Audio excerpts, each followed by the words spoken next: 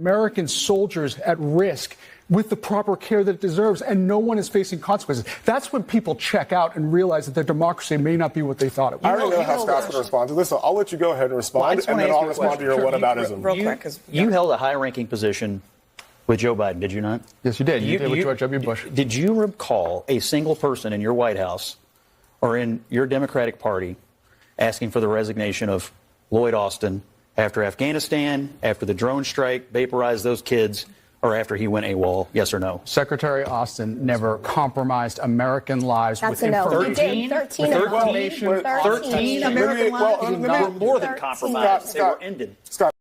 Geraldo, what do you see between the tariffs and Wisconsin? Like, what do you think? Where are we? Let's just start with my vacation, Chris. Sure. Because the family, Erica, Sol, and I did visit Japan, just back. I can tell you, we went the length and breadth of the island archipelago, and the big cities like Tokyo and the others. We did not see a single American car on the road in Tokyo. Not a Caddy, not a Buick, not a Ford, not a Chevy, not a nothing. We have plenty of Toyotas here in my neighborhood and around the country. So why is that? Now, I have an innate sense that there's something unfair going on vis-a-vis the American consumer. Now, I heard O'Reilly say that the numbers, give or take, don't really matter, that the experts will figure it out one way or the other. But I think that if these numbers are correct, or some fraction of them, if the trend is correct, if there's not an essential lie being told here, and if we are getting screwed by these foreign producers, then I think it is fair. If the reciprocal tariff, the key word is reciprocal. If they're screwing us, we've got to tax them at least, and he's saying, President Trump, that half is about the right amount. Well, right. I don't know. The experts have to determine that, but I just think that there's it smells something rotten. Well, I think if you look at the recent reports from various polling firms, clearly a majority of Americans believe that no single district judge should be allowed to issue a nationwide injunction. And I think that when you look, in my judgment as a historian, this is clearly a judicial coup d'etat. You don't have this many different judges issuing this many different nationwide injunctions, all of them coming from the same political ideological background, and just assume it's all random efforts of justice. This is a clear effort to stop the scale of change that President Trump represents. And I agree, a lot of this stuff can be fought out. Some of it should be fought out in the Congress, but it shouldn't be micromanaging the executive branch on national security issues by random single judges who have no standing, they have no particular knowledge, they haven't been in the room, they don't know what the consequences of what they're doing are, and they put both Americans and the nation at risk when they intervene to become basically alternative presidents. You now have potentially 677 alternative presidents, none of whom won an election. It's really, Alex, it's a matter of simple math. The numbers just don't add up. Schimmel had an enormous turnout for an off-year race. He actually got 1,063,204 votes, or 41,000 more votes than the leading Democrat candidate for the Supreme Court did 4 years ago. She got about the same number of votes, Crawford, as Hillary Clinton got in the previous presidential election.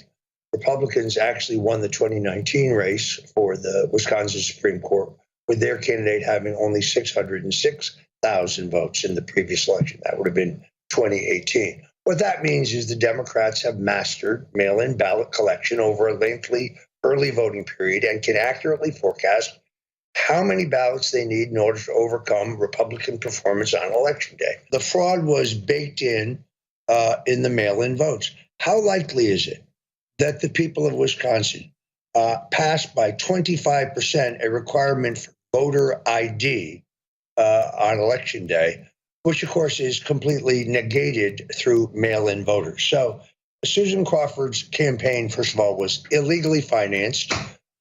Millions of dollars of laundered money, once again, through Act Blue, A 10-page criminal complaint has been filed against her, as well as a judicial complaint. But election fraud is alive and well, and it lives in Wisconsin. On the day Donald Trump leaves office, the Justice Department may indict him. Very strongly in favor of indicting the president when he is out of office. I don't think the incoming president should be threatening his political opponents with jail time. That's not the kind of talk we should hear from a president in a democracy. 3% said because they like what the administration is doing. So if we want to just keep question, who's more popular right now, Donald Trump or congressional Democrats? Doesn't matter. Donald Trump happens to be the president, doesn't he? It doesn't. He's sitting at 50-50. You're sitting at 20-80. He's at 48-50, actually, and increasingly people. You want to call the AP and tell them they're call CBS News? Sure. Right. Okay. We're not going to go to that over but more importantly, polls. We're not going to. His numbers are going. His approval ratings are going down. Where are yours All right. headed? We got to leave it there. Coming up next.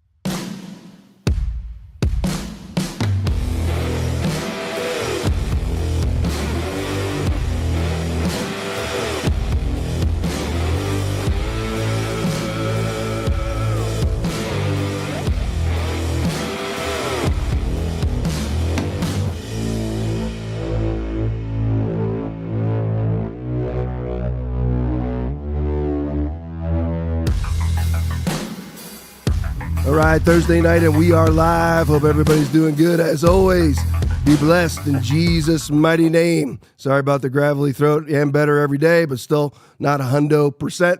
But we're pushing through anyway. But anyway, I love you guys. Appreciate each and every one of you being here. Let me pop over to the pop-out chat so I can see everybody. Let me say it to everybody. Horror Hotel is on. Adam Lombard is on. Axel 1978 is on. Granite 2468 is on.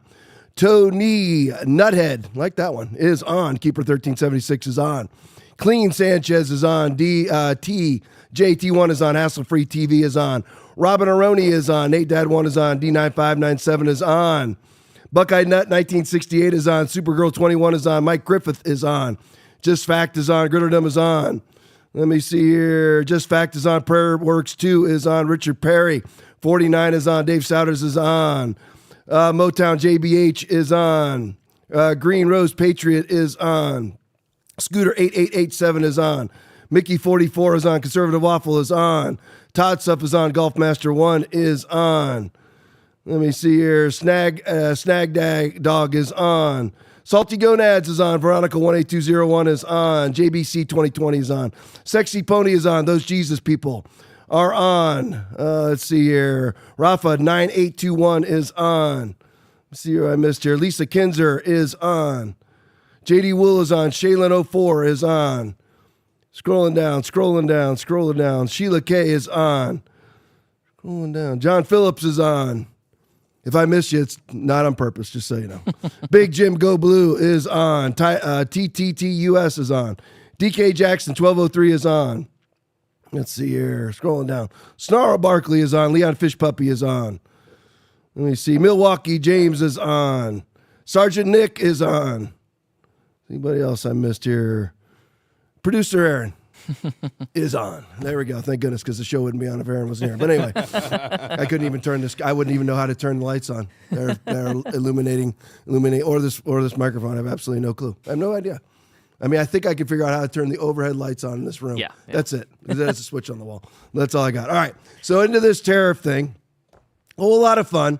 For me, it's a whole lot of fun. I know it's going to work. Maybe some short-term pain. I don't even know about that, just so you know. And I'll show you why. But I don't even know if there's going to be any short-term pain. Trump is warning about it, but I honestly don't know if that's really going to happen. I really don't. And again, I'll show you why in just a second. So let's look at this root of this now. And I want to you're like, Tom, you put the first one up for me, Will.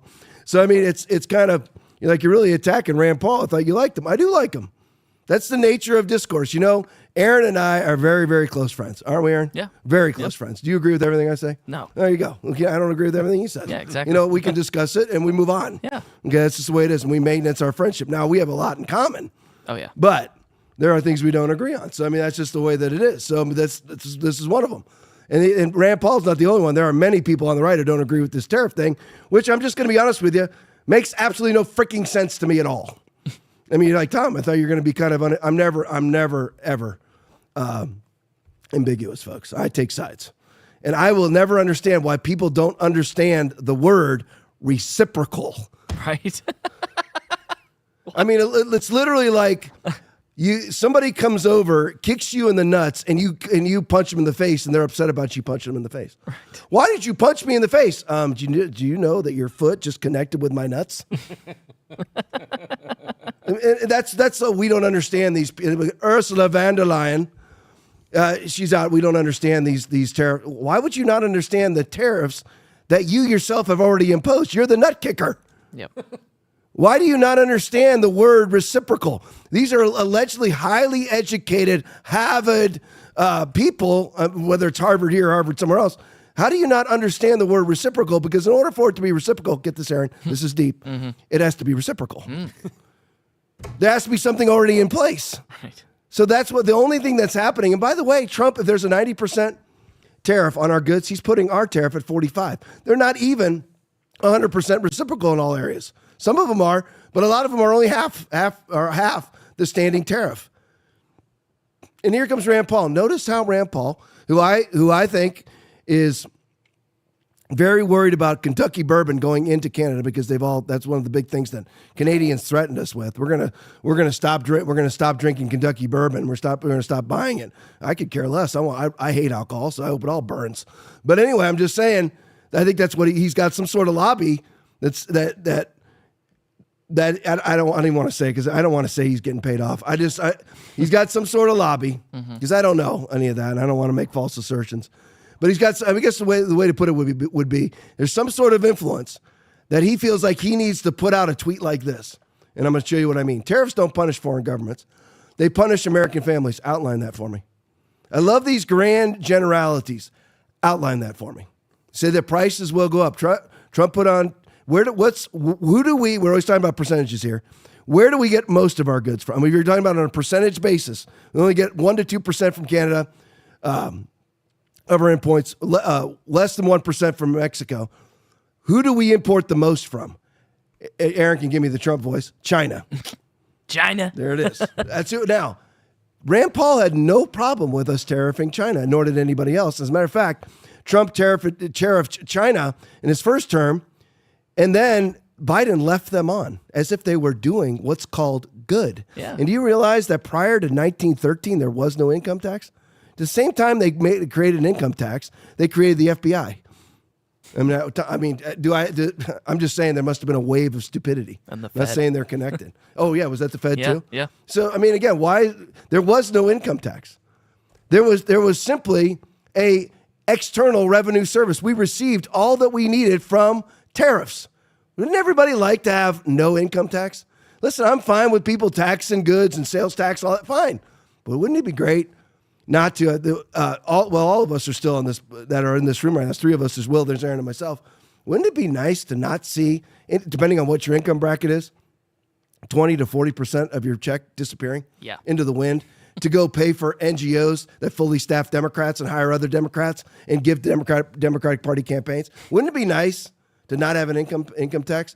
But tariffs don't punish foreign governments. When we tax imports, we raise the price of everything from groceries to smartphones to washing machines to prescription drugs. Okay, then what's your solution? Because he leaves out half of the argument here. Okay, when we tax imports, what about our exports being tariffed? How do you just leave that off, Rand? Again, I have a lot of respect for you, but I'm like, how do you just leave that off? When we tax imports, what about them taxing our imports? How do you just leave that off? There has to be somebody nefarious behind the scenes who's jerking your chain because you're leaving half the argument off your tweet. Yeah. You're not even mentioning the very fact that our imports are taxed every day. And by the way, that costs us money too. Because did everybody ever get big picture? I mean, again, this is why we're $36 trillion in debt. This is why we're $36 trillion. I don't care that Rand Paul comes out and he does his spiel every year about the most ridiculous governmental expenditures. Man, I haven't done a thing about it. So here's the thing. If a United States company, whatever it may be, is getting tariffed, who are they going to pass along? Tariffed by a foreign government, Rand. Then who do they pass along those tariffs to? You and I make that up, and their prices here. Mm-hmm. I mean, where's half the argument here? Go to the next one for me, Will. So here's just the chart so everybody can see it. Just screenshot it. I'm obviously not going to read them all. And you can look at the various. Some of these are 100% reciprocal. You can look at China, 67% right there, top left, 67% tariff on our imports into China. And Trump's responding with a 34. European Union, 39%, and they're crying about us reciprocating at 20%. And you can just screenshot this so you see some of them. Philippines, 34-17. Laos, 95-48%. El Salvador, 10-10. Saudi Arabia, 10-10. Egypt, 10-10. Serbia, 74%. And a lot of the idiots on the left are saying, what about the poorest countries, the countries that are most in need? Well, let's look at it. Madagascar actually taxes us at 93%, and we're coming back at 47%. I mean, again, it's just absolutely ridiculous. This argument is absolutely ridiculous. All right, let's go to the next one. All right, Gunther Eagleman video. So everyone was so concerned about, though. I know Joy Reid believes that we had a war with Canada in 1812. Again, imagine that. She said, I forgot who the person that was interviewing her was. Don Lemon. Oh, Don Lemon. And he sits there and nods at her. Yeah. Like, oh, yeah, war against, okay. That would be like me saying, you know what, man, in that Revolutionary War when we took on the Chinese, and the interview is going, yeah. Okay, we didn't fight the Canadians. Here's a little startling fact for everybody. There were no Canadians. There was British. That was it. And that's obviously we fought in World War II. But everyone was so concerned. Remember, she said that if we fought the Canadians, and Aaron and I, and I don't know if it was Will or one of our other associate producers were in here, but Aaron and I played a video of the Canadian Army. Yeah. Okay, they're a bunch of trans-loving, sewed-on penises, inverted vagina morons. That's what they are, run by Justin Trudeau. Justin Trudeau has been the Prime Minister of Canada over the last 10 years, and they honestly think they're going to, listen, as dilapidated as our military is, they would throttle Canada in a day if they were actually let off the chain. If you're going to worry about blowing up mosques and all that crap, that's why we end up in these wars for forever. Let's look at the courage of the Canadians, because there's a lot of big talk coming out. Because here's the new Prime Minister of Canada, Mark Carney, and he said you'll hear the reporter ask him, you said that our relationship with America is over. Play for me, Will. You said previously that the relationship that Canada had with the United States is now over. Is the U.S. still our ally? The U.S. Absolutely. Look, the U.S. is absolutely our ally. It's our ally in security and defense partnerships. It's our most important security ally. For example, it's still, even with these tariffs, the largest trading. Where's the big talk? Where's the big talk? I mean, you said our relationship was over. Let's go to the next one. Gunther Eagleman video. Amazing. Here comes Dougie Ford. Watch his reversal. Play it for me. Is that still the position, that the relationship is over, or is there some movement? Well, I think there's always movement when you sit down and negotiate. It's no different than a big family sits around the table. They may disagree on a few items, but at the end of the day, they still come out united, and that's the way we feel with our greatest friends and allies. Make no mistake about it, Canadians love Americans. They love the U.S., and I do too. I spent 20 years of my life there. You know, Mr. Premier, it strikes me because the last time we talked, you were talking about threatening electricity, right? And there was a very loud, a very forceful, a very a defensive position that you put up when we spoke a couple weeks ago. It's a different tone that I'm hearing from you tonight, and I wonder if that's because you think this is all just going to go by the wayside and it gets figured out. I guess what I'm getting at, sir, is it's a lot different tone from you now than a couple weeks ago. Why? Well, fair enough, because we didn't know what was happening. We just kept hearing the 51st state, we're going to be tariffed.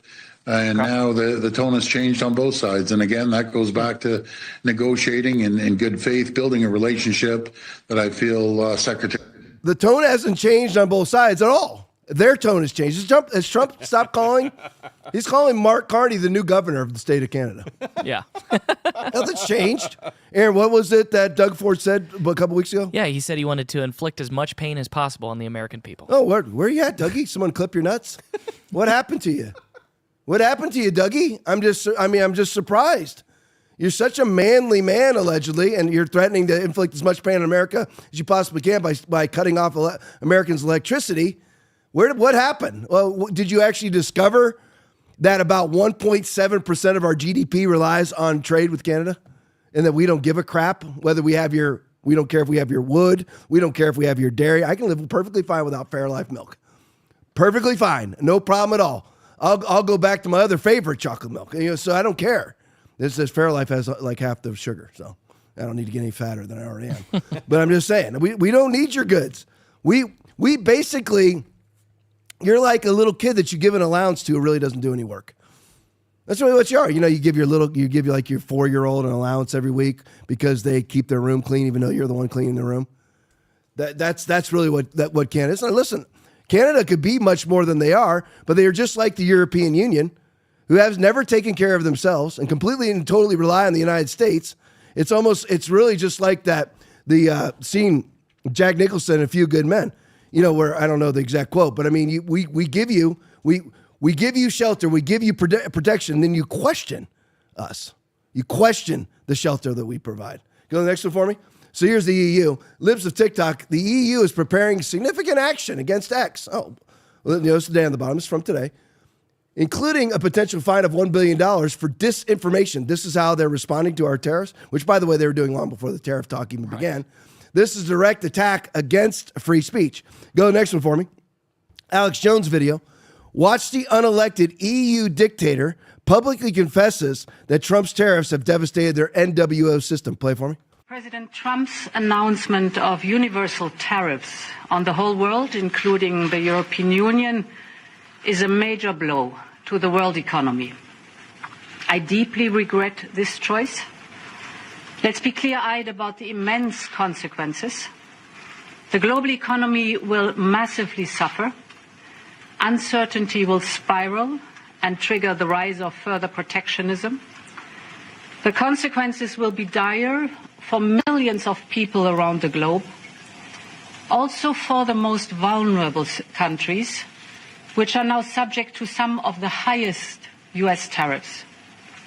The opposite of what we wanted to achieve. The tariffs will also hurt consumers around the world. It will be felt immediately. The costs of doing business with the United States will drastically increase. And what is more, there seems to be no order in the disorder. At the same time, we are prepared to respond. We are already finalizing the first package of countermeasures in response to tariffs on steel. And we're now preparing for further countermeasures to protect our interests. I know that many of you feel let down by our oldest ally. You're not allies. You're suing thousands of U.S. companies trying to shut them down. You're censoring America. You're spending billions on record paying for disinformation and propaganda. You're tyranny. You're tyrants. Hey, Will, if you could find that chart for me one more time so I have the numbers, that chart with all the tariffs, the reciprocal tariff chart, the two-sided chart, because there it is, just so everybody can see it. European Union's top left. So they've been tariffing us at 39%, and she's whining and complaining that we're going to do a, what's it called again? Reciprocal tariff. So in order for it to be reciprocal, you have to already be tariffing us. So you're complaining that we are going to answer your 40% tariff with a 20% tariff.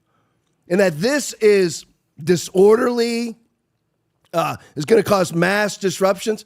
How about you drop your 39% tariff and actually believe in the democracies that you all allegedly are purveyors of? That none of them actually are, as they go out and ban speech, ban guns, force vaccines, force experimental jabs, lop off penises and breasts. None of them are, it's like Alex Jones said, these are people masquerading as our allies, masquerading as I don't want to say Democrats, people who believe in democracies. They're not any of those things. These people are absolutely no different. And again, with the arrest in the UK for speech violations in comparison to Russia, how are they any different than Russia? If anything, they're worse than Russia. At least Russia wants an Orthodox church in their country. These people are completely anti-Christianity. But anyway, so that's their response. 40% tariff on them. We're answering back with a 20% tariff.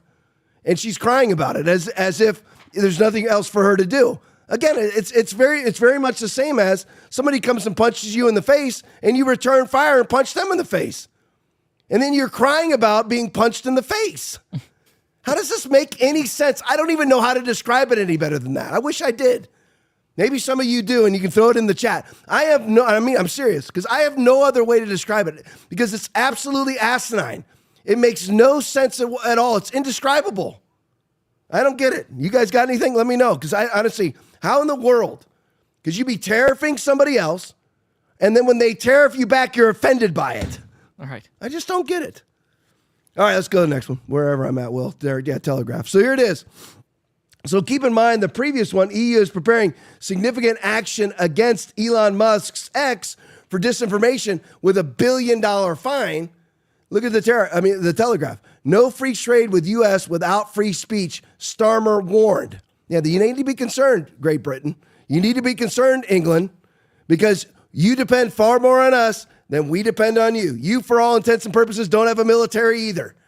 PM's hopes of avoiding Donald Trump's tariffs may hinge on case of pro-life activists arrested for peaceful protests. Donald Trump has basically leveraged free speech for trade.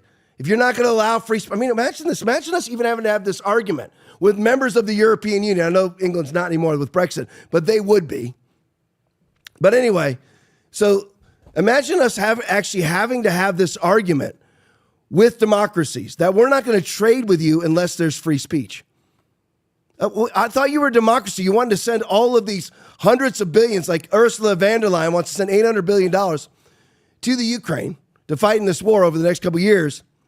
And because you're fighting for democracy, even though Ukraine's not a democracy, you're like, Tom, none of it makes any sense. It's all lies. It's all basically to get to Revelation 13 and 14, just so you know. That's really what it's all about, whether these people know they're doing it or not. Mark of the Beast is what I'm talking about. That's really what it's all about, a one world NWO system. So Donald Trump is leveraging free speech. And imagine just getting to the place where you have to leverage free speech with alleged democracies. How are you a democracy without free speech? And it's always so funny because you see Tucker Carlson dismantle Piers Morgan, right? He absolutely dismantles them. Because Piers Morgan's like, I have free speech. How do you have free speech when people are being arrested for speaking? Well, there's some things if there's some things people shouldn't say, then you don't have what? Free speech. There you go. If there's some things, listen, there's all kinds of things that people shouldn't say, but there's nothing anybody can't say. Yeah. That's the way that it is. And again, if you cross into the defamation line where you're preventing somebody from making a living because of your statements, you can be sued for defamation. But even that's not criminal. You don't get arrested for it. So I love what Trump is doing with this. All right, let's go to the next one. Seeing is believing video. The UK turned upside down. Here's what's actually happening, which is why you're seeing Keir Starmer warning. Even though Keir Starmer, he is the ultimate effeminate man chameleon. He'll say one thing one day, one thing the next, so he's hoping in some way, shape, or form things go his way. But again, these people who are in their 50s, in their 60s, in their 70s, I guess they forget that everything is being videotaped. And even that's an outdated statement that I just made, because nothing's being videotaped. It's just simply being, what would you call it? Recorded. Yeah. Recorded, right?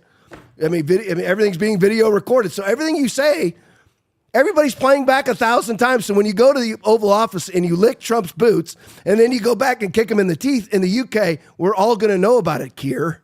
And then strike one that your name is Keir. But anyway, so Keir Starmer's warning everybody because he's like, I know I'm screwed if we can't trade with the United States. Everyone likes to talk a big game. That's why you saw Dougie Ford and Mark Carney from Canada, which of course Canada's affiliated with the UK. They all turned tail and ran. Because they know Trump will actually do what he says. He's not like any other politician. That's why he's the greatest president in the history of the United States of America. And that doesn't mean I always agree with him. And I'll point out when I don't. But he's still the great. It's like I still love Rand Paul. But he's absolutely ridiculous on tariffs. But he's the greatest president in the history of the United States because I'm not at all trying to put myself, elevated to the popularity of Donald Trump or anything like that. But here's the thing with me, when I pastor this church that I'm sitting in right now, I won't compromise anything to keep my job. Not one thing. I will not. If someone comes up, well, just leave that part out and we'll keep coming to your church. I don't care. I'm not leaving any part out of the Bible. See, Donald Trump is that way in the world. He's like, no, I'm going to do what I said I'm going to do, and that's it. And they all know it, so they're all turning tail and run. So Keir Starmer's warning everybody, listen, we're going to have to back off on arresting people praying in front of abortion clinics who don't even do anything, just simply pray. One guy's in prison right now for silently praying in front of an abortion clinic. Yeah. Within 500 feet. He wasn't even in front of the abortion clinic. He was within 500 feet of it, silently praying. He's in prison. All right, so here's what's going on in the UK, and this is why Keir Starmer is concerned. Seeing his believing video, the UK turned upside down. Play for me. A fella called Adam Smith Connor, who was criminally convicted for praying outside an abortion clinic. It's cost him thousands in legal fees and probably will bankrupt him. And he's been criminally convicted. For praying? For praying outside an abortion clinic. Technically, in parts of the country, it is illegal to pray. However, on October 8th, 2023, outside the Israel embassy in Kensington in London, swarms of people went to the embassy. They were not just celebrating. They were not just chanting Allah Akbar. They were on their knees facing Mecca, praying thanks. Those people were not sentenced. But the Christian guy who was praying... Christian guy praying inside his head, he has been criminally convicted. This is two-tier system. Richard Williams in Wales, sentenced to 3 months in prison for a derogatory Facebook post. In 2021, an entourage of cars driving around London, shouting, F the Jews, F their mothers, rape their daughters, on megaphones going around the Jewish part of North London. Nothing. No. See, even that, with this guy who's obviously a conservative activist, he says, he even acknowledges and almost acknowledges it. Oh, thanks, Tony Nuthead, $25 in the rant. Thank you, brother. Thank you, man. Thank you. John Laipply, Chuck Norris, 2029. Love you. Appreciate you. But anyway, even that conservative commentator, he says, well, you know, parts of the country it is illegal to pray. Almost accepting that this guy did pray in an area that it was illegal to pray. Imagine being somebody who claims to be an advocate for democracy, claiming that you're going to send $800 billion to go fight for democracy in Ukraine. Ukraine's not a democracy. And you have places in your country that it's illegal to pray. And you claim to be a democracy. How are you a democracy when you don't have any of the tenets of a democracy? That's what's happened. That's what causes the inverted world. When you see the word democracy now, it means a totalitarian regime. So even that, he gave way. And you saw it, and I don't know how much I'm going to get to it tonight, but we're going to have to be watching this whole Muslim thing that's going on. Muslims are taking over the state of Texas. You're like, how could it happen in conservative Texas? Because Texas is a giant facade. I don't have time to get into it right now. It's a giant facade where you have Republicans who basically the entire population is Republicans, and they elect fake Republicans every single time, and they are running Texas into the ground. You have a city being built in Texas, or about to be built, called Epic in Texas. It's going to be fully run by Sharia law. How's that even? That's not constitutional. You're allowed to practice your religion, but not in violation of the Constitution. That's the freedom of religion if you don't violate the Constitution. Sharia is in and of itself an abject violation of the Constitution. If I have time to get into that later, I will. All right, I got to play that one first. So before I get into what Trump's happening, just one final time, I just want to send this out to Ursula von der Leyen. Play it for me. President of the EU. Not a scary organization at all. I've always loved the European Union. Haven't you? Just the precursor to one world government. It's awesome. And to hear the president of the EU explaining how you in Europe can get your life back to normal in that German accent she has, that just sounds so soothing to me. Here's what she says is important to get your life back here. Here she comes. Good morning. Morning. How are you? Good to see you. Before Easter, we promised to the Europeans that we will do everything possible so that they can gain back some normality when planning for their well-deserved summer holidays. So on Monday, the European Parliament and the European Council signed the regulation for the EU digital COVID certificate. It is applicable from the 1st of July on, but if you want to as a member state, you can sign up early voluntarily. And that's what Belgium did. Oh, well, Belgium allows did it. As of today, to travel with a certificate, and they issue travel these with their certificates. certificate. And here is mine. So everyone who is fully vaccinated or tested negative or has recovered from COVID can get one. And we have right now 15 member states that have already signed up. And from the 1st of July, all 27 member states have to apply these EU digital certificates for the COVID. I am planning now to start my tour through 27 member states for the Next Generation EU, our Recover and Resilient plan. And I'm very curious to test and to see how this certificate will work. Thank you. That's wonderful. All right. That's now, great. She held hers up. Can I just take a picture of that? And can I use hers? Yes. Is that okay? Yes. That's fine. That's fine. So, essentially what she's saying is, you must have your papers. They'll be digital, but you must have some. We have a ways of making you have your papers. Please. I shouldn't have watched that because I started laughing and it made me cough. There we go. And Will's going to start coughing now too. So there it is. Will's going. I've been ripping Will for weeks for his habitual coughing. Now I'm coughing. But anyway, just had to throw that in there because it's my favorite video of all time. And Aaron enhanced it with the Russian music. That's Aaron's own personal enhancements. But anyway, that's where, bottom line is just if you ever want to know, keep this video because it has that video in it. That's the goal of the whole world is to get it to a place where you and I can't buy, sell, trade, or travel without a QR code mark on our foreheads or on our right hands. That's start on your devices, but eventually it goes that way. All right, so Trump, now, are things really going bad? Well, the stock market's down. The stock market doesn't matter. It's actually a small part of our economy. It's a potential thermostat of the economy. That's really it. It's semi important. And I have money invested in the stock market. I'm just saying it's just one indicator. Yeah. So the stock market, of course, goes down. But who runs the stock market? Globalists, leftists, bourgeois, elitists. So they want it to go down. They'll sabotage themselves to make Trump look bad. Because what they really don't want is there to be an economy outside of stock market. What the left used to be about, remember they used to say, we're for Main Street, not Wall Street, until they became about Wall Street? Yeah. That we are now about Main Street because there's a whole separate economy that exists outside of Wall Street, New York. So next video, Libs TikTok video, General Motors has announced it will increase hiring. So I thought there's going to be this big drop off. I'm telling you right now, there might be, but I'm sensing there. Alex Jones puts it at 60-40 that we won't have any serious consequences. I put it about the same. Maybe 70-30 that we won't. Play for me, Will. We were waiting to confirm this directly with General Motors, and now we have.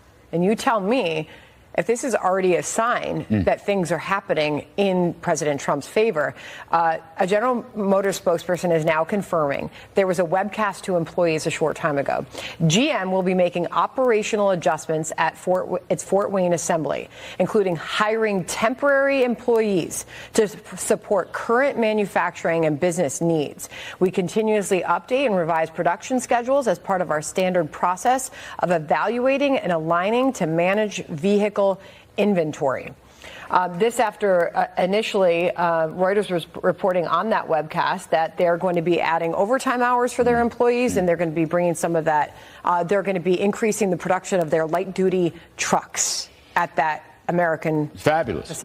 So are we going to have, Trump has brought in so much money into this country. I can't remember what it is. It's somewhere at the trillion plus mark, how much he's already brought in guarantees investments, like whether it's OpenAI, whether it's chip manufacturer out of Taiwan, whether it's $500 billion from Apple. So, and there's much more than that. I have Aaron looking for a list right now, but if he finds it, I'll put it up. But there's so much that Trump has already brought in. I don't know if we're going to have any dip in the economy. Plus, listen, we have the lunatic left. They don't work anyway. None of these people that Trump has fired out of D.C., that's it right there, and leave that up. None of the people that Trump fired out of D.C. showed up to work anyway.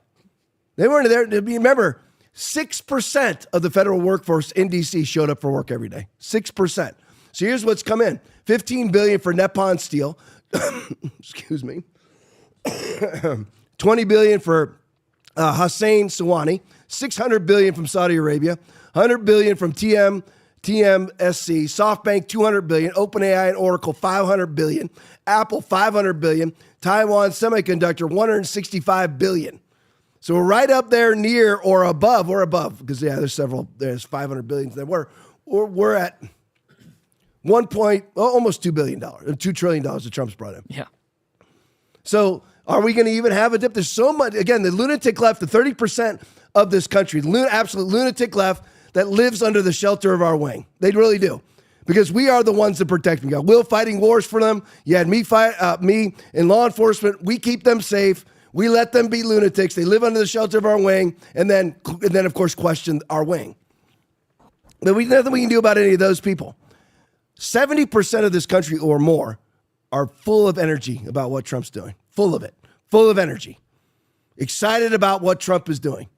They really are. They're like, there's so much hope and so much invigoration going on right now that I don't know if we're going to have any dip in the economy at all. As a matter of fact, I'll just go ahead and state I don't think we are. That's where I stand. All right, let's go to this one. Laura Loomer tweet. Change the subjects now. So Laura Loomer met with the president today, and right after she met with the president, he fired 3 people. Now, President Trump said from Air Force One that he didn't fire anybody at her request, and that the meeting had nothing to do with firing people, but hiring people. But he did fire 3, which I'll get to in just a second. But this is what Laura Loomer's all about doing. Does it mean I agree with everything Laura Loomer does? No, I don't agree with anything everybody says. Some of my favorite preachers in the world are Rodney R. Brown, Jonathan Shuttlesworth, Andrew Womack, Kenneth Hagin. Doesn't mean I agree with every last thing they say. They're just my favorites. But Laura Loomer's great. She's a great investigative journalist. And by the way, she's like Alex Jones and is rarely ever wrong. May not like some of her tactics, but she's never wrong. She really isn't. I like most of her tactics anyway. So she is, this is the greatest nightmare for the deep state, is to be Loomered. She is diving into records and finding out who is actually a Trump loyalist.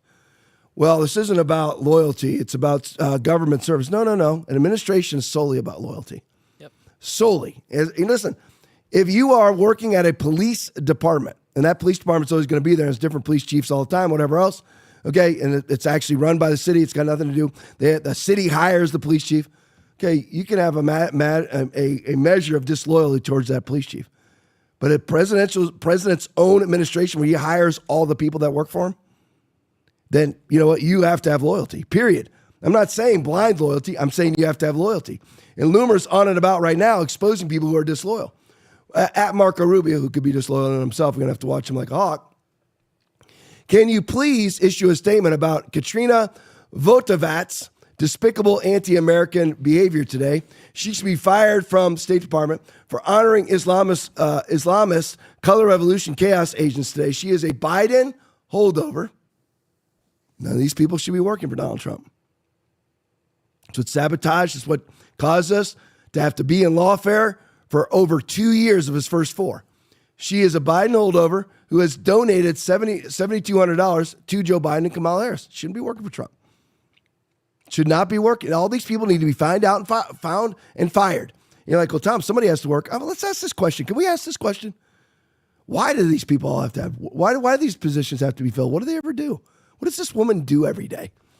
That's why I loved Elon Musk's questionnaire to all the people at USAID and others. Name 5 things you've actually accomplished. What do these people actually do all day? Go to the next one for me. Another Laura Loomer tweet. Why is Biden holdover Adam Scheffler still working for the U.S. Attorney's Office under the new Trump administration? He is a Trump hater. Why is he still there? Who has been working at the U.S. Attorney's Office since 2021. Fire him. He supported the impeachment of President Trump and now works for President Trump. And said he wanted to repeal Trump's tax ban. Everyone think of this. If you had somebody, you're a business owner, and you had somebody that trashed you all around town and spoke out against your business, said that your business was corrupt, would you hire that person to work for you? No. This person needs to be fired yesterday. And listen, Trump has done so much. I think we're 73 days in now. He's done so much in 73 days. I'm not going to complain about anything. But these people are the ones you really have to watch out for. And these are the people who will sabotage your signal meetings. And these are nasty, corrupt, perjurous liars. And you need to find them, as Loomer's doing, and get rid of them immediately. If that means a position goes unfilled, fine. It doesn't matter anyway. They don't do anything. Go to the next one for me. Now, here's the Gateway Pundit tweet. Just in, President Trump fires at least 3 neocon national security staffers. After Laura Loomer Oval Office meeting, Loomer responds. So here's a little article from the Gateway Pundit. Remember, all of these people, I want you to remember this acronym, are NSC members. This is National Security Council members. Who impeached Donald Trump? The first impeachment. Alexander Vindman, all of them are from the National Security Council. So you don't leave people on. Just imagine this. For 4 years in the last Trump administration, Alexander Vindman sat as part of that administration. He was part of that administration for 4 years, just fermenting back there, till he had his opportunity to try to destroy the Trump administration via faux impeachment. And many others, the Victoria Nulands of the world. And there were many others there too. What's her name? Maria Yovanovitch, the ambassador to Ukraine. These are Trump-hating people, but Trump was like, I can turn them once I get enough. They'll never turn. No. They'll never turn, because why won't they turn? 1 Timothy 6:10, for the love of money is the root of all evil, which while some coveted after, they've erred from the faith and pierced themselves through with many sorrows. The only thing that our country is about right now, until Trump changes it, is our government using our taxpayer dollars to enrich themselves as people. Not enriching the government, enriching themselves. And mainly Democrats, with a few, like Elon Musk says, they throw a few scraps to the Republicans so Republicans will keep their mouths shut. That's all our country's about right now. And that's why people like this need to be destroyed. They need to destroy Donald Trump because they're going to be broke. They're going to be broke if they don't. That's the point of it all. But you have NSC members, National Security Council members. And listen, there's when you go back to the Mike Waltz signal call and his assistant Chong, okay, these are people. Listen, Waltz himself is questionable. Mm-hmm. I mean, very questionable. Saying he doesn't know Jeffrey Goldberg. Then we have a picture of him with Jeffrey Goldberg at Jeffrey Goldberg's town hall meeting. His event, Jeffrey Goldberg's event. And Jeffrey Goldberg's on his phone. Who doesn't know the people on their phone? Yeah.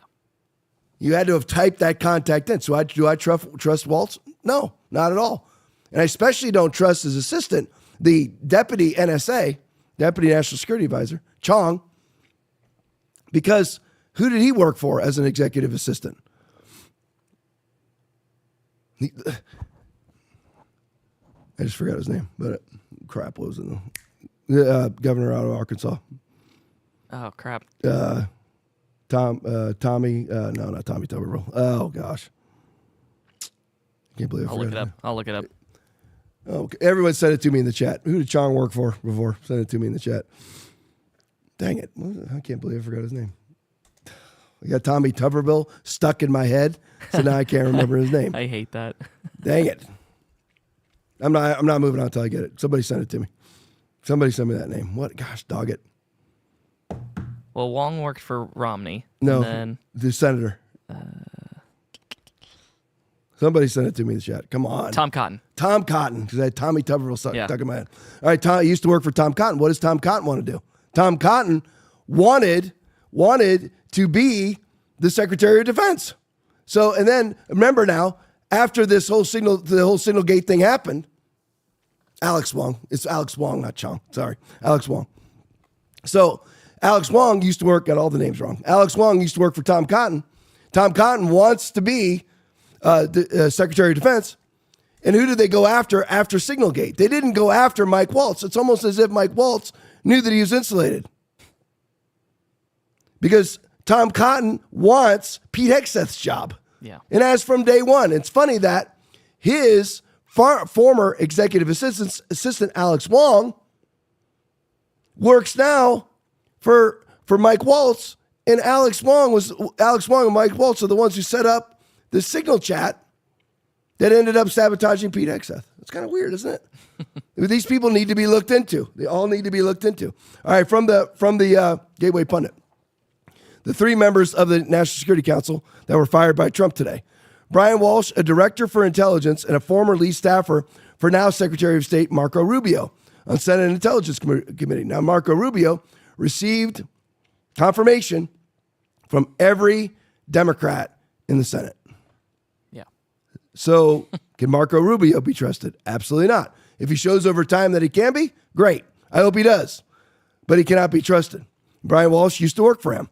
Thomas Boudry, a senior director for legislative affairs, who formerly served as NSA director Mike Waltz's legislative director in Congress. So Thomas Boudry, listen to the title, a senior director for legislative affairs. What does it even freaking mean? And what do you do all day?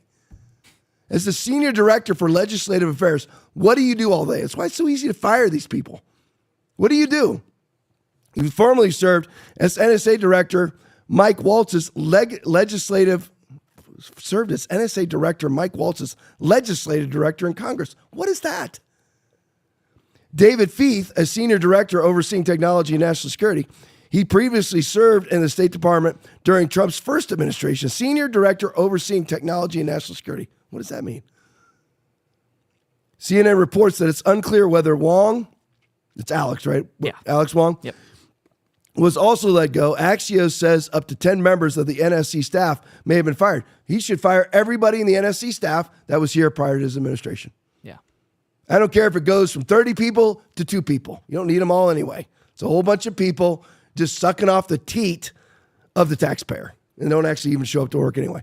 All right, let's have some fun now. Gunther Eagleman video. So let's go Tim Walz versus Elon Musk. That's what we're going to do here. Tim Walz, a man who helped cost Kamala Harris the election, calls Elon Musk, the richest man in the world, a loser. Play it for me. Prize joy from that. Are you a creep and a jerk? Well, that's a badge of honor if he thinks I am. Look, it's not personal with him. It's a little bit personal. I don't want to be disingenuous. The guy does bother me. It's a little bit personal. But look, my beef on this is that this guy is out there crying about his portfolio and about stock while I'm making, a comment. And my mom's Social Security check this month is late. That he's attacking the portfolios of working Minnesotans and working Americans who've paid into these programs that he calls a Ponzi scheme. He's taking it and laughing with his chainsaw about destroying the lives and undermining things and institutions that make life better for Minnesotans. Of course he doesn't care about these agencies because he has all this money. Can you imagine being the richest man in the world and taking offense that I said something about Tesla stock? Look, if I'm Donald Trump won Wisconsin. I'll give him that. But he's sharing his presidency in the White House and who knows what else with this guy who's a loser, who lost. This guy's really bad at this. He made the case that everything hinged on this. And I just want to give a shout out to the folks in Wisconsin, to Ben Wickler, to, of course, Justice-elect Crawford. Okay, so if Elon Musk is a loser, and the reason why he's calling the richest man on earth, who's worth about $400 billion, if he's a loser, then what is Tim Walz? And the reason why he's calling him a loser is because Elon obviously was supporting Brad Schimmel in the Wisconsin Supreme Court race, and Schimmel lost.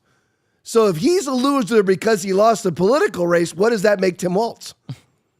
Who just got, imagine this. Imagine somebody calling somebody else a loser who lost all 7 swing states. Yeah. The blue wall absolutely dismantled under Tampon Tim. Tampon Timmy managed to do what's never been done before outside of Reagan. All swing states gone. Absolutely gone. And the only reason why Reagan didn't win all of his states because he let Dukakis, was it Dukakis? No, Mondale. Carter the first time, Mondale the second time. Mondale win his home state. He purposely sabotaged his own campaign so Mondale could win his home state because he felt bad for him. Oh my gosh. He felt bad for him, so he doesn't let him win his home state. We won't. Just go for it. So, but since Reagan, nobody has won all 7 swing states. You're calling Elon Musk a loser because he entered into a SCOTUS race late, threw $14 million out of his $400 billion. Remember, each billion is 1,000 millions. And he threw $14 million at the race, and he's a loser who's worth $400 million. Aaron, back me up if I miss one. Okay. Who has created PayPal? Yep. SpaceX? Yep.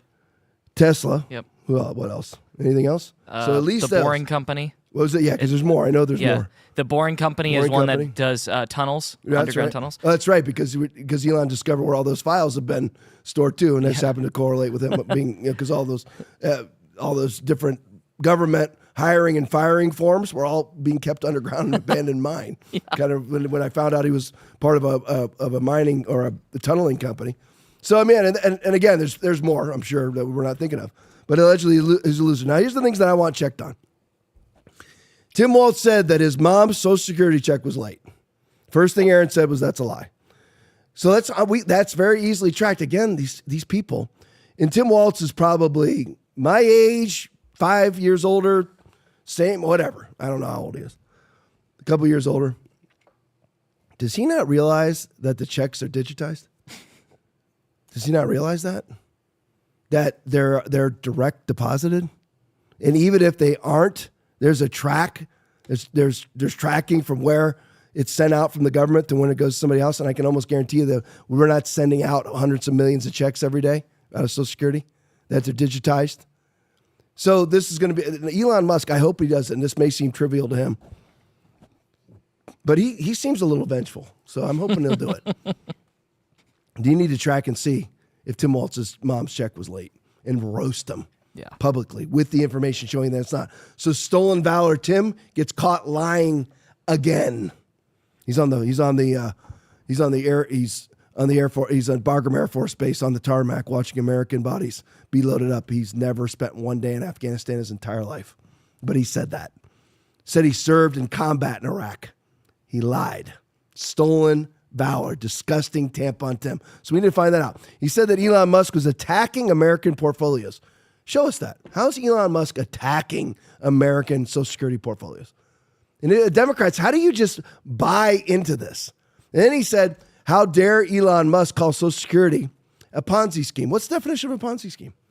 Definition of a Ponzi scheme is that investors pay prior investors and there's no money actually in the account. So you get new investors to pay off the dividends of old investors. That's a Ponzi scheme. If you look at Bernie Madoff, what he did the entire time was let's just say he had thousands of accounts. He had 1,000 accounts. And he had to send out $1 million a month. Just making it very simplistic. It was billions. He had to send out $1 million a month in dividends off of money he said that he was investing, right? And that's what's supposed to be having Social Security. Yep. But there was no money that was being invested because he himself was spending it all on himself. So what did he have to do to actually pay these dividends that didn't exist because there's actually no money invested? He would take the new money from new investors and pay the dividends. So the account was actually always empty except if there was new money coming in. That is the definition of a Ponzi scheme. Is there any money in the Social Security account? No. How does it get paid? Aaron's paycheck, Will's paycheck, my paycheck, your paycheck. There's no money in there. Yeah. Zero. Goes bankrupt in 10 years. That's a fact. 2035, it's bankrupt. That is the very definition of a Ponzi scheme. And Tampon Tim is too stupid to realize how asinine his comments are. So it's like, how do you get to this place? So you're saying that Elon Musk is attacking American Social Security portfolios with no evidence at all. Who would believe that? I'm going to show you the person who would believe it. Play for me, Will. I think throwing a Molotov cocktail at a Tesla, burning the battery hurts the environment. I don't think that has done that much damage to the environment compared to what the Trump administration is doing to the environment. That is minuscule. What do you think is the worst thing Elon Musk and his Doge team has done so far? We don't really know what they've done in there, so I think that that's very dangerous that they're, using their technological, all the technical stuff that they're doing computerized with computers and with the agencies. So why are you attacking Elon Musk? We don't like what he's doing. What is he doing? We don't know. How do you describe that? What do you just say? You're a ridiculous human being. You're an asinine idiot. What do you say to people like this? We don't like what Elon Musk is doing. What is he doing? We don't know. What's the worst anything that he's done? We don't know. Then why are you out here with a sign in your hand? Right. And Aaron came up. Here's the cumulative list of loser Elon Musk, according to Tampon Tim Walz. Loser Elon Musk has created SpaceX, Tesla, X Corp, Neuralink, the Boring Company, XAI, Zip2, PayPal, OpenAI, and Solar City. What a loser. What a loser he is. What a loser. This is my little opposition part of the show. Just show you how ridiculous our opposition is, how ridiculous our political enemies are. All right, so next one. Am I at Johnny Midnight? Yes, sir. All right, Johnny Midnight video. Media is always lying. This is how you deal with a media who's lying to your face. Right here, Scott Walker, play it for me. That he spent $20 million on affiliated groups that were involved in this race. Is it a risk for Republicans to put all their eggs in that basket? Not only did he spend the money, he came to the state. Right. He came to the state. He talked about cutting Medicaid, Social Security through DOGE. Bringing those issues up. Actually, he never talked. He explicitly said in Green Bay that he would not cut Social Security. Well, that's exactly what he said. Talked at his rallies. No, other people said about that, but I was there. I watched him. Okay. He did not say he was All going right, to cut Medicaid. Other people at his rallies who work for DOGE, who work for Elon Musk's organization, talked about those issues. No, I was at the rally. Not a one of them said that. That's what protesters said, but nobody there actually said that. Do you think that there are risks here? There are. If people believe the lies that people are saying about that. Being But that's not at all what they said. If people believe that Medicaid and Medicare is going to be touched, that's just a flat, outright lie. What he talked about are people who are over 120 years old, who clearly are not alive. Well, the reason I brought it up is Social Security or Medicaid. Okay, well. So Abby Phillips, she actually claims that Elon Musk said from the stage that he was going to cut Medicaid. It was never said. And then when Scott Walker says to her, I was actually there, and it was never said, Abby. Then she has to go, well, that's always bad. Whenever I'm counseling people about their lives, and they start off with, well, they're screwed. That means they're absolutely non-committal. You're never going to change. No matter what I tell you, you're not going to change because you start every sentence with well. So she actually says, well, other people who work for DOGE said that he said that. Oh, really? How do we verify these sources that work for DOGE? What they usually say are their various unnamed sources, which is simply they get a janitor in the room, and they go to that janitor in the room. They say, hey, listen, Bob, just tell me right now Elon Musk wants to cut Medicare and Medicaid. Okay, Miss Abby, Elon Musk wants to cut Medicare and Medicaid. Sources have told me that Elon Musk, that's all that they do. But he was actually, that's what you do to these people. She's a bold-faced liar. She knows she's a disgusting, repulsive human being. And you just go ahead and call them out. Speaking of that, sticking kind of with Elon right now. Yeah, Andy No video. Here's some leftist protesters shut down access to the Tesla store in Manhattan by laying on the ground outside on March 29th. They held up signs urging for Elon Musk to be shot and for Tesla property to be firebombed. Play it for me.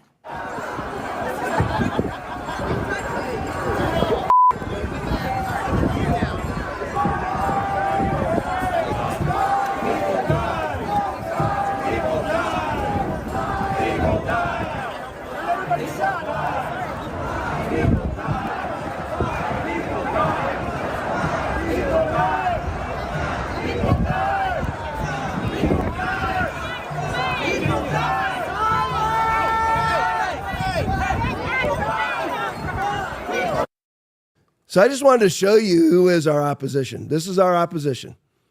These are people that are being paid about $200 to show up at this quote unquote anti-Tesla rally. But this is our opposition. We are not dealing with Albert Einsteins here. We're not dealing with Elon Musk here. We're not dealing with Teslas here. We're dealing with absolute idiots right here. Let me show you some more. Rep. Marjorie Taylor Greene video. Elon and Tesla protesters dancing reminds me of the nurses and doctors doing dances while they try to convince everyone to take the clot shot. Play it for me.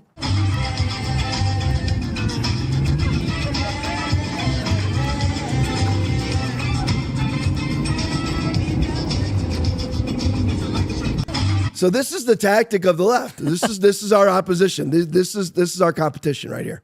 We should never lose an election. The only reason why we lose an election is because Republicans aren't dealing with election fraud in their own states. They don't have the courage to do so because if they say it's election fraud, they'll be called conspiracy theorists. They'll be called a threat to democracy. They'll be challenged with how dare you challenge the integrity of our elections. And then, of course, the Democrats challenge every election that they lose. And there's none of those ramifications for them.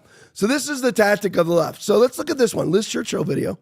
Communists think they'll change people's minds about Tesla, pandemics, and climate change by protest dancing. Let's look at all three. Play it for me.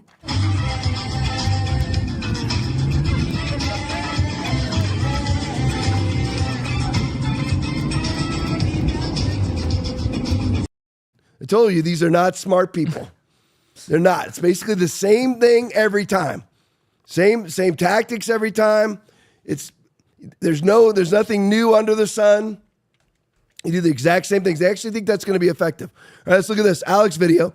Democrats are now telling people to burn electric vehicles to save democracy. Play for me.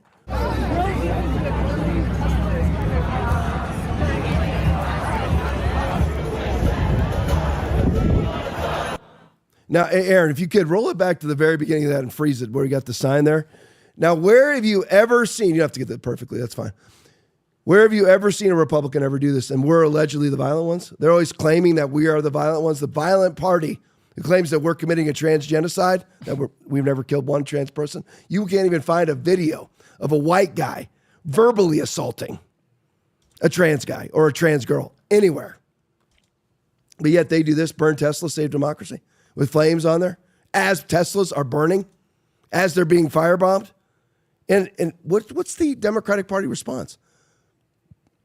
If they were so virtuous, where's Bernie Sanders? Where's Bernie Sanders' outcry about the violence in his own party? I'm just curious. Where's Chuck Schumer's and Nancy Pelosi's? Where's Kamala Harris's? I mean, where's Gavin Newsom's? Gavin Newsom's now trying to dial it back, trying to become a moderate Democrat now with his podcast. Where's the outcry, Gavin? Where's the outcry against things like this? You always call us violent, even though we commit no acts of violence, because they're always projecting onto us that which they are. But I'm just wondering where the outcry of violence is. So I had to show you this one because this is fun. This will go back, Aaron. Aaron was kind of pining for the days of COVID. This came out at that time. So this is what, speaking of, I just cannot laugh. If I laugh, it makes me cough. It's over. When you guys laugh, it makes me laugh. No laughing in the studio. But I had to show you this just for fun because this is Ian Miles Chong video. Europeans, when a third world migrant, Muslim, is forcing himself on a young girl. This is actually true. Okay, I want you to know this is true. This was actually sent out to teach young girls and women in European countries what to say to a Muslim who tries to sexually assault you. Play it for me. Stop! Don't touch me there. This is my no-no swear. Stop! Don't touch me there. This is my no-no swear. I've got to stop playing these videos. I mean, I can't look at my face. I'm barely. That was right here, and just let it play it and mute it. They actually think this is appropriate. This is our competition. How do we ever lose an election? Because of corruption. That's it. I mean, this is actually, please go ahead, unmute it. This is actually our competition. Right here. This is it. This is what dads send their daughters in Europe, in the European Union about a illegal Muslim migrant sexually assaulting your daughter. Stop. There. This is my no-no square.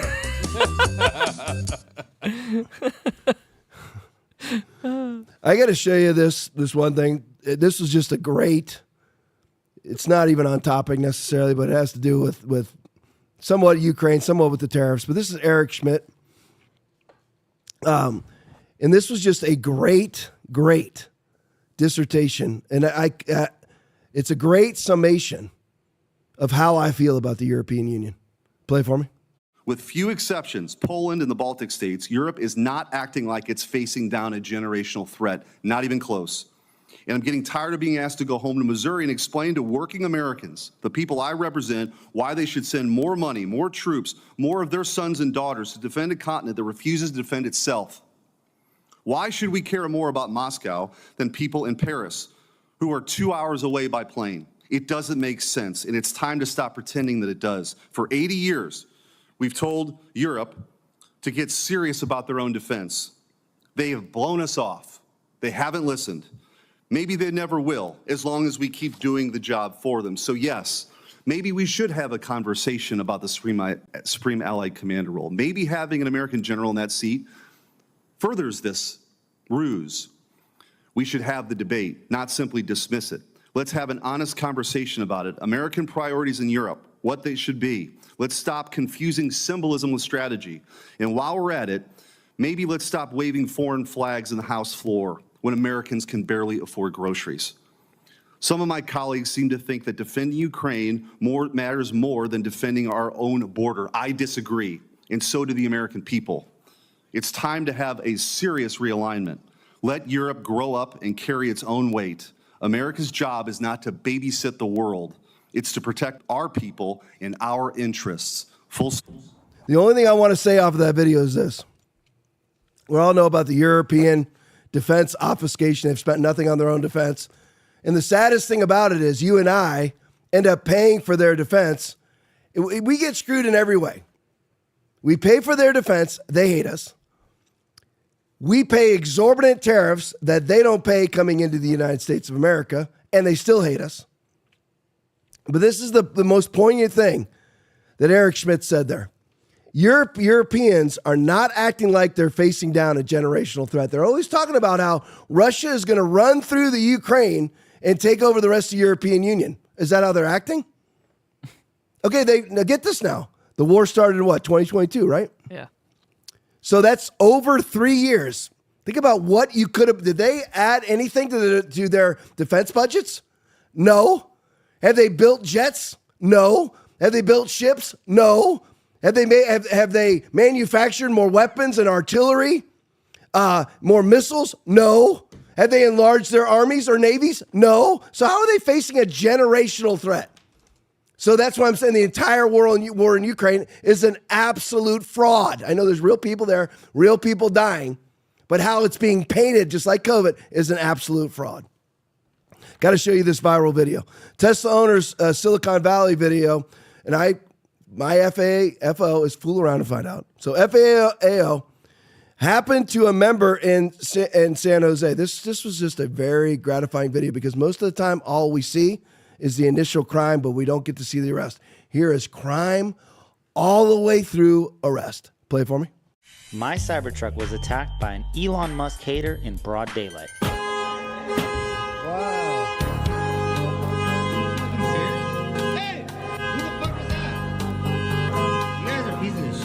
That's my fucking car. That's your car? Yeah. What the hell is your friend's problem? You guys are fucking idiots. So get this. These guys park right behind my truck, attack it, and leave. But that's so dumb because everyone knows the Tesla records everything. And not to mention, I was literally standing 15 feet away from my truck. Who would do this? What a dumbo. So I immediately assessed the damage, called 911, and secretly followed them to the place they were going. White dude, pink hair.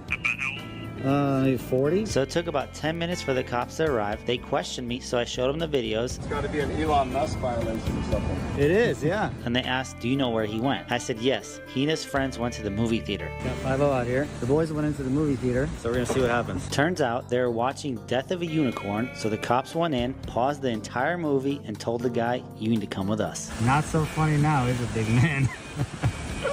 The police asked if I wanted to press charges, and I said absolutely. This is going to be a few $1,000s in damages for sure. And plus, Elon Musk haters need to be taught a lesson. Look at these guys. They're the friends chilling there, waiting. I don't know why. Most people get away with vandalism, but not this guy. We got him. Thanks, Elon. Oh, wow. What's up, bro? Now, I know what some of you are thinking. I get it. Like, you see that guy kick your car and you stand there and do nothing. I don't support that. I mean, because I and you and everybody else watching this show right now, 976 people that I can see, Will, Aaron, myself, we're not going to stand there. I don't care how big and buff the dude is. First of all, it didn't mean squat, just so you know. But anyway, guy sits there and starts pounding on your car. I wouldn't just stand there and go, hey, man, that's messed up. No, it's going down. It's going down now. I mean, that's the way it is. But anyway, good. There was justice was done. And did that guy even sound, the victim, did he even sound like a Trump supporter? I mean, again, it's so asinine. You get out and you kick a car. You have no idea who owns it. That could be, Kamala Harris's main fundraiser in L.A. or whatever, right. Wherever this is at. So you're sitting there, you're kicking this car. You have no idea who it is. But that's our opposition. That's our competition. All right, 10:14. Love you guys. Hey, Chopper Super Nut. I see you there at the end in the rant. Thank you so much. $5. There we go. Nate Dad won $50. Texas Billy $50. B Wethy. $10. Chopper Super Nut, as I just said, $5. Thank you guys in the rant. Thank you guys in the chat. I love you guys. I really, really appreciate you. Thank you for sticking with me during this gravelly coffee time. I hate it. I hate not being 100%. But God will make me well very quickly. Amen. But anyway, love you. Appreciate you guys. Back here tomorrow night at... Oh, stick around for postgame. Forgot to say that last night. Stick around for postgame. It's awesome. Back here tomorrow night, 9 o'clock. God bless you guys. God is way different than most Christians think that he is. That's why many of them get startled and walk out of here. They honestly believe that God is some sort of all-accommodating, tolerant God. He is not. How are you tolerant when Jesus himself said, I am the way, the truth, and the life. No man cometh unto the Father but by me. How are you tolerant? John 14:6. If you go to John chapter 6, 53 through 67, many of his disciples went back and walked with him no more. Many of them, a lot of them, most of them, got up and left, and Jesus basically just theoretically, why are you leaving? Because it's hard teaching. Who can take it? Because God is different than people think that he is. It's a hard teaching. Jesus comes up and tells people, you got to eat my flesh and drink my blood. They're like, what is this guy, some sort of cannibal? No, God is different than people think that he is.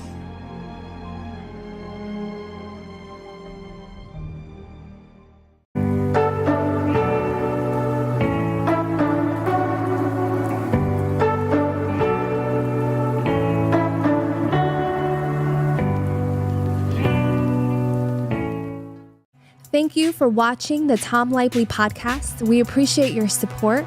As a special thank you, when you donate $25 or more, you'll receive a free TLP mug. Sip your favorite beverage while enjoying all the insights from our episodes. Your support helps us keep bringing you current events from around the globe. Donate now to claim your mug.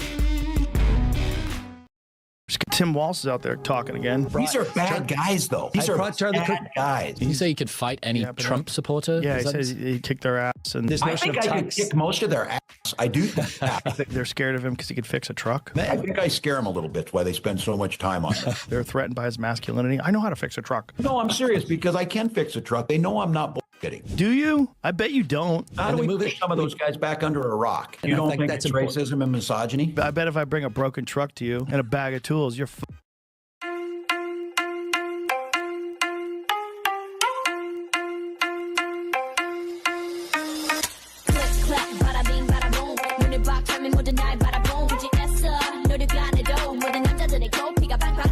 Gender is a fact. You have to look at it from a woman's perspective. Look at it like this. Caitlyn Jenner, whom I've met, wonderful person. Caitlyn Jenner was voted Woman of the Year. Her first year as a woman. Ain't that something? Beat every bitch in Detroit. She's better than all of you. Never even had a period. Ain't that something? Oh, I'd be mad as shit if I was a woman. I'd be mad if I was me. If I was in a BET Awards sitting there and they're like, and the winner for Nigger of the Year, Eminem, my man.